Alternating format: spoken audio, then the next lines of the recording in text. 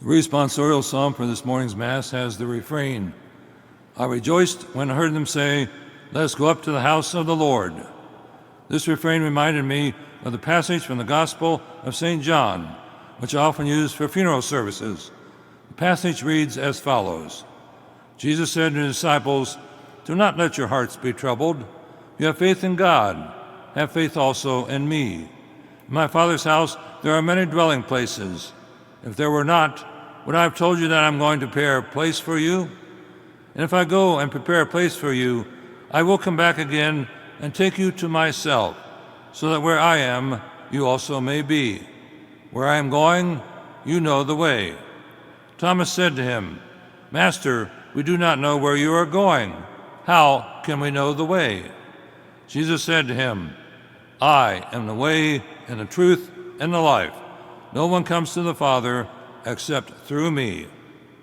In this passage, Jesus speaks of eternal life as his Father's house, with many rooms or dwelling places, and he promises to take his disciples with him to that house of his Father, so that where he, Jesus, is, they may be also.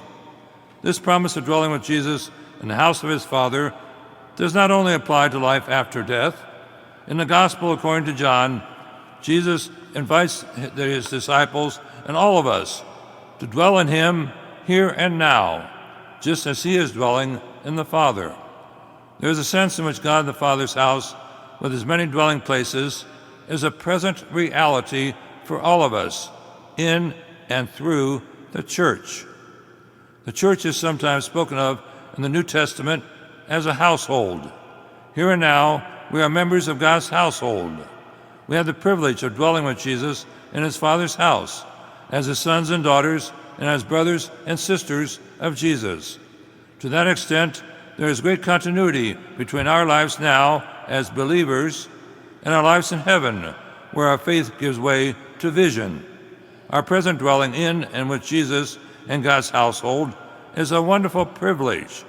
It also entails a calling. Jesus wants to dwell in us as we dwell in him. He wants his love to dwell in us so that we are clearly recognizable as his brothers and sisters and as sons and daughters of his Father and ours. We can show this love by how we treat the people we meet. In the Gospel passage from John, Jesus takes leave of his disciples on the night before he dies.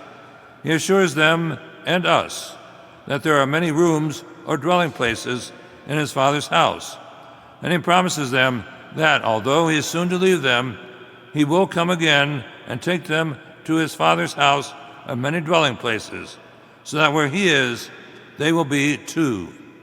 He is promising his disciples that in leaving them, he is not breaking his communion. That is his promise to us today also. Jesus remains in communion with us, and his communion with us will be brought to perfection beyond this earthly life. He desires to take us to the heavenly home of his Father, but in the meantime, he wants to make his home in us, and he calls on us to make his home in him.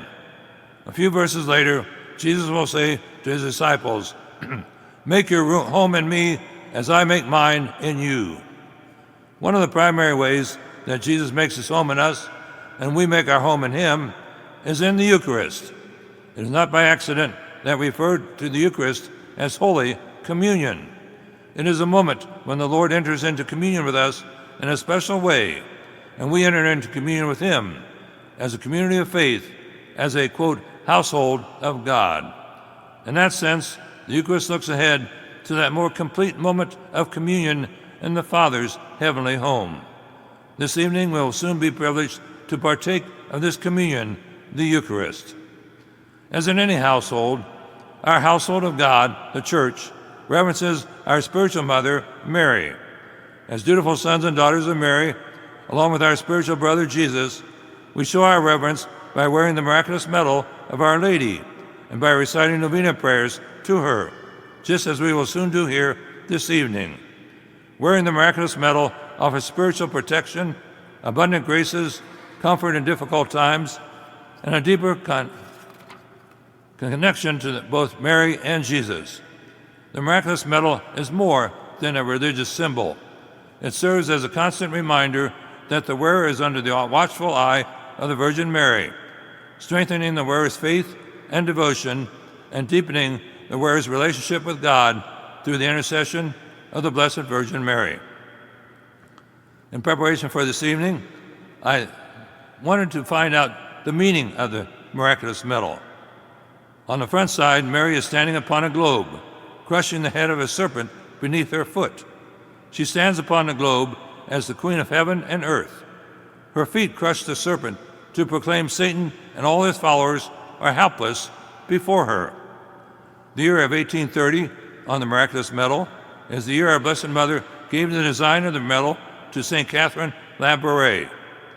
The reference to Mary conceived without sin supports the dogma of the Immaculate Conception of Mary. The meaning of the backside of the medal: 12 stars encircle a large M, from which arises a cross. Below it are 2 hearts with flames arising from them. Thorns encircle the Sacred Heart of Jesus, and a sword pierces the Immaculate Heart of Mary.